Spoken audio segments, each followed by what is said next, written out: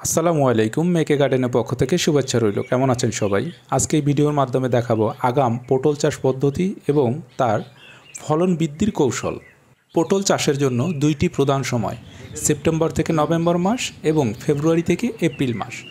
September থেকে November মাসে একটু গাছের পরিচর্যা বেশি করতে হয়, তবে এই সময় ফলন ভালো হলে দাম ভালো পাওয়া যায়। তাই আসুন জেনে নেই চাষ পদ্ধতি এবং ফলন বৃদ্ধির কৌশলগুলো। প্রথমে আসি চাষ পদ্ধতিতে। পটল চাষের জন্য জমিকে প্রস্তুত করা এটি একটি প্রধান কাজ। মাদা পদ্ধতি এবং বেড পদ্ধতিতে পটল চাষ করা যায়। তো যেভাবে আমি চাষ করি না কেন, অন্যান্য সবজি চাষের মতো মাটিকে প্রস্তুত করে নিতে হবে। তার জন্য আমাকে জৈব সার, রাসায়নিক সার ব্যবহার করতে হবে।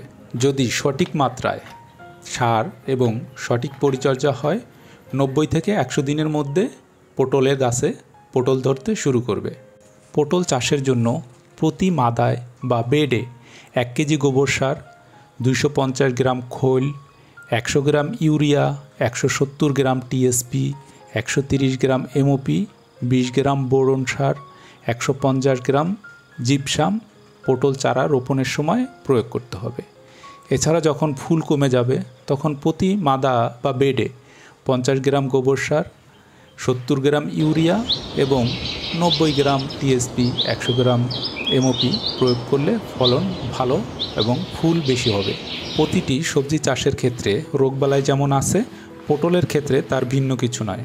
পটলের ক্ষেত্রেও যেরকম রোগবালাই আছে, তার প্রতিকার ব্যবস্থা তো অবশ্যই আছে। তো প্রতিকার ব্যবস্থা আমি পুরোপুরি একেবারে ডিসক্রিপশন বক্সে বিস্তারিত লিখে দিয়েছি, আপনারা চাইলে ওইখান থেকে দেখে নিতে পারেন।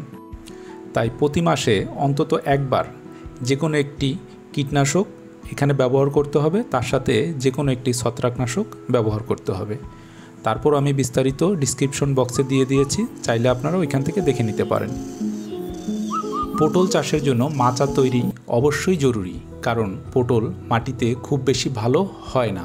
তাই আমাদেরকে শক্ত এবং মজবুতভাবে মাচা তৈরি করতে হবে। মাচাগুলোকে মজবুত করতে হবে অবশ্যই, কারণ পটল চাষ একটু দীর্ঘস্থায়ী এবং এই গাছগুলো অনেক দিন বেঁচে থাকে। মাটিতে যদি পানির পরিমাণ কমে যায় বা মাটি শুকিয়ে যায়, তখন সেচ দিতে হবে। তো অতিরিক্ত পানি দেওয়া যাবে না, যাতে করে গোড়া ভিজে স্যাঁতস্যাঁতা হয়ে থাকে। আর সাধারণ বিষয়গুলো আমরা অন্যান্য যেই সমস্ত সবজি চাষ করি, ঠিক ওই পদ্ধতিতে সার, কীটনাশক একই সাথে প্রয়োগ করলে ভালো হয়। তো এখন আসি বাম্পার ফলন বা ফলন বৃদ্ধির জন্য যেই কৌশলগুলো আমরা অবলম্বন করতে পারি। পটল গাছ একটি বিষয় আরও বলে নেই, সেটা হচ্ছে পটল গাছ পুরুষ এবং মহিলা গাছ আলাদা আলাদা হয়। কখনোই পুরুষ গাছে মহিলা ফুল হবে না, মহিলা গাছে পুরুষ ফুল হবে না। তাই মহিলা গাছের 10টির জন্য একটি পুরুষ ফুল গাছ রাখাটা অত্যন্ত জরুরি। তারপরেও যদি আমরা কৃত্রিমভাবে পরাগায়ন করি, তাহলে ফলন আশানুরূপ সবচেয়ে ভালো হবে এবং প্রতিটি ফুলে প্রতিটি মহিলা ফুলে ফল ধরবে আশা করি। আমরা যদি কৃত্রিম পরাগায়ন করি, তাহলে আমাদের বাম্পার ফলন বলতে আমরা যেটা বুঝি, সেটা আশানুরূপ সবচেয়ে ভালো হবে। তাই আসুন জেনে নেই কিভাবে আমরা এই কৃত্রিম পরাগায়নটা করব এবং কখন করব, অর্থাৎ কোন সময় করব।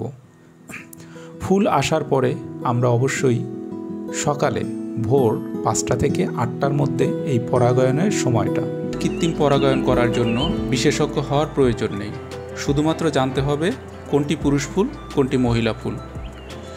আগে দেখে নেই কোনটি পুরুষ ফুল এবং কোনটি মহিলা ফুল। পুরুষ ফুল গাছের পাতা এবং মহিলা ফুল গাছের পাতার একটু ভিন্নতা আছে, তার মধ্যে আপনি পাশাপাশি রাখলে বুঝতে পারবেন। তা হচ্ছে এই পুরুষ ফুল গাছের পাতা একটু মোটা এবং বড় হয়, যেটা একটু সাদা সবুজ, এবং মহিলা যেটাকে ফিমেল, সেটা হচ্ছে কালো সবুজ যেই পাতাটি, এটি হচ্ছে মহিলা। এবং ফুল পক্ষান্তরে আরেকটি জিনিস, সেটা হচ্ছে ফুল দেখলে আপনি চিনতে পারবেন এটি হচ্ছে পুরুষ ফুল, এর নিচে কোনো ফল নেই। পাশাপাশি এটি হচ্ছে মহিলা ফুল, দেখেন নিচে একটি ফল ছোট্ট দেখা যাচ্ছে, এটি হচ্ছে মহিলা ফুল। এখানে পটল ধরবে। তো পটল ধরার জন্য অবশ্যই আমাকে কি করতে হবে, হাতে পরাগায়ন করতে হবে, যেটাকে আমরা কৃত্রিম পরাগায়ন বলি। কৃত্রিম পরাগায়ন যদি না করি, তাহলে সঠিক ফল এবং কাঙ্ক্ষিত যে আমরা ফল আশা করি সেটি কখনোই হবে না। পটল গাছে কখনোই পুরুষ ফুল এবং মহিলা ফুল একই গাছে ধরে না। পুরুষ ফুল গাছ আলাদা, মহিলা ফুল গাছ আলাদা। তাই 10টি মহিলা গাছের সাথে একটি পুরুষ ফুল গাছ রাখাটা ভালো। তারপরেও কৃত্রিম পরাগায়ন যদি করি তাহলে ফলন ভালো পাওয়া যায়। তো এখন কথা হচ্ছে যে কখন আমি এই কৃত্রিম পরাগায়নটা করব। কৃত্রিম পরাগায়নের সঠিক সময় হচ্ছে সকাল 5টা থেকে 8টা পর্যন্ত।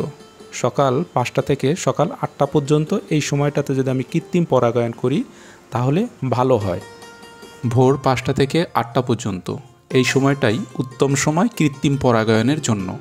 আমাদেরকে প্রথমে পুরুষ ফুলগুলো সংগ্রহ করতে হবে। পুরুষ ফুলগুলো সংগ্রহ করার পরে চারিদিকের পাপড়িগুলো ছিঁড়ে ফেলে দিতে হবে।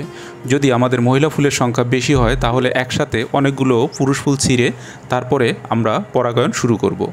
তো একটি ফুল দিয়ে সাধারণত 10 থেকে 12টি স্ত্রী ফুলে আপনি পরাগায়ন করতে পারবেন।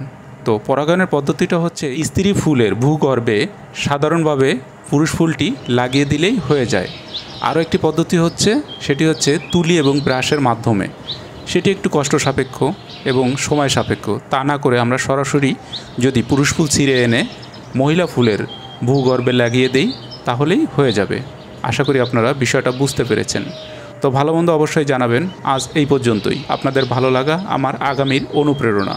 আজ এই পর্যন্তই। আবারও দেখা হবে নতুন কোনো কৃষিভিত্তিক পরামর্শমূলক ভিডিও নিয়ে। খোদা হাফেজ।